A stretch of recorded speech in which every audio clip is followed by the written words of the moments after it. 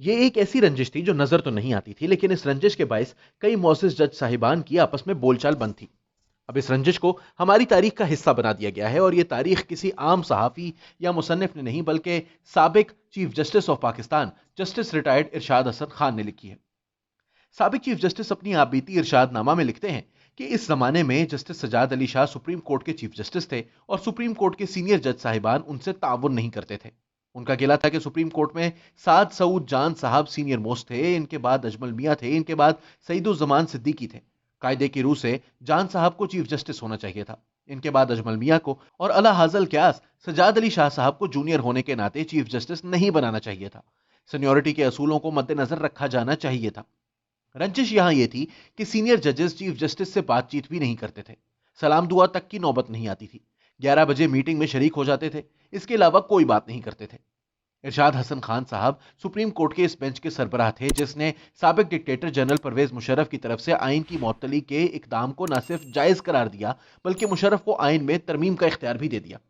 ارشاد نامہ میں سابق چیف جسٹس نے ظفر علی شاہ کیس میں اپنے فیصلے کا دفاع کیا ہے، لیکن کچھ ایسی باتیں بھی لکھ ڈالی ہیں جس سے پتہ چلتا ہے کہ نہ صرف ڈکٹیٹر صاحبان بلکہ منتخب وزرائے اعظم بھی عدلیہ کی اندرونی معاملات میں مداخلت کرتے ہیں، بلکہ کبھی کبھی تو اٹارنی جنرل کے ذریعے جج صاحبان کو ہلکی پھلکی دھمکیاں بھی دی جاتی رہی ہیں۔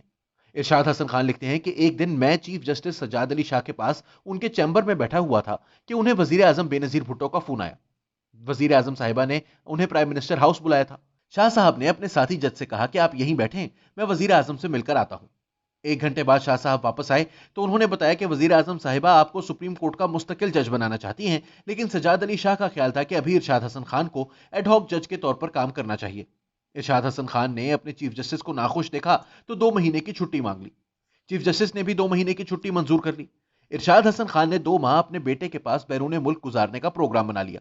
بیرون ملک روانگی سے 1 رات قبل انہیں وزیر اعظم کے ملٹری سیکرٹری کا فون آیا کہ وزیر اعظم صاحبہ آپ کو ملنا چاہتی ہیں۔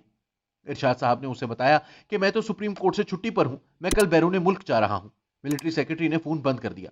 تھوڑی دیر بعد اٹارنی جنرل قاضی جمیل کا فون آ گیا اور وزیر اعظم سے ملاقات پر اصرار کیا۔ جب ارشاد حسن خان نے بتایا کہ میں تو بیرون ملک جا رہا ہوں تو قاضی جمیل نے مذاقن کہا کہ آپ کی روانگی 2-4 دن کے لیے ملتوی کر دیں، اگر آپ ملتوی نہیں کرتے تو میں FIA کو بھجواتا ہوں، وہ آپ کو لے آئیں گے۔ پھر ارشاد حسن خان مان گئے۔ انہوں نے بیرون ملک روانگی ملتوی کی اور وزیر اعظم صاحبہ سے ملاقات بھی کی۔ اس ملاقات کے دوران طے پایا کہ ارشاد حسن خان لاہور ہائی کورٹ کی چیف جسٹس بن کر عدلیہ کا وقار بحال کریں گے۔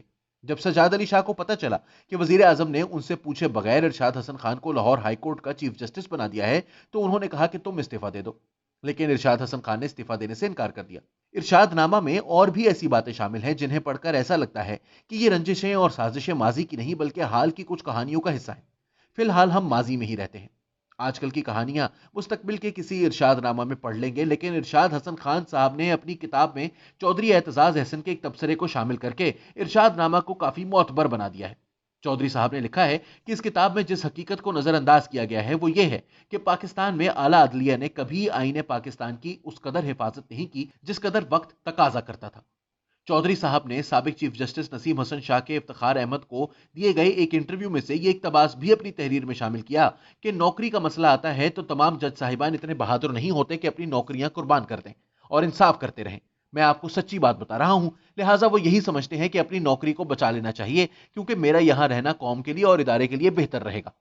ارشاد نامہ کا پیش لفظ موجودہ چیف جسٹس گلزار احمد نے لکھا ہے اور انہوں نے ظفر علی شاہ کیس کے بارے میں کہا ہے، یقیناً یہ فیصلہ اس وقت کے لحاظ سے جرأت مندانہ فیصلہ تھا۔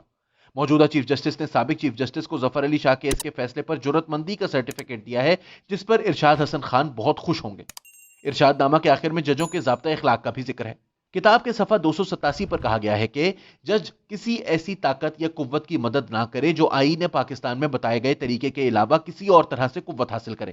آخر میں دعا ہے کہ اللہ تعالی ہمارے ججوں کو صرف ریٹائرمنٹ کے بعد حق کوئی کی جرت نہ دے بلکہ دوران سروس بھی انہیں ایسے فیصلے کرنے کی ہمت عطا کرے کہ ریٹائرمنٹ کے بعد انہیں اپنے فیصلوں کی صفائی میں خود کتابیں نہ لکھنی پڑے بلکہ ان کے فیصلوں کو خلق خدا کی طرف سے سراہا جائے۔